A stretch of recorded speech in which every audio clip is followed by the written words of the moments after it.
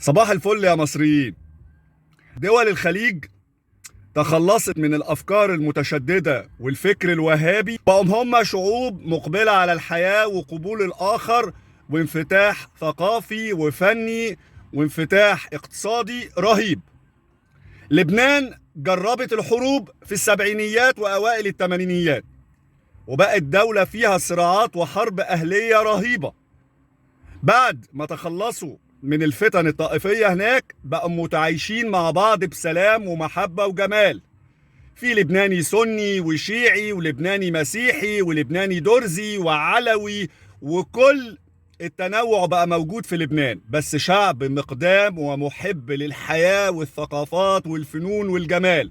ورغم ظروفهم الاقتصادية الصعبة جدا بيقاوموا وعايشين، بيرقصوا ويغنوا ويخرجوا مقبلين على الحياة. في مصر احنا بقينا طاردين للحياة على طول، ثقافة الموت والتطرف مسيطرة على المصريين.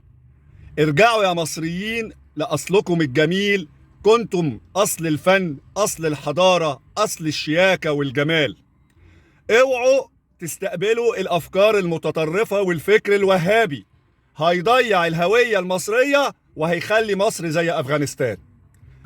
كل واحد فينا ينشر حاجة جميلة عن بلدنا، صورة، مقطع من أغنية، أي منطقة سياحية، انشروا الجمال عن مصر، علشان دلوقتي احنا في حرب وجود. حرب وجود بين دول بتنافسنا في أهم معطيات مصر: الفن، الثقافة، السياحة. خدوا بالكم للي بيتدبر لمصر. مصر بيتدبر لها إنها ترقد، تعيا، فوقوا علشان بلدنا. صباح الفل عليكم.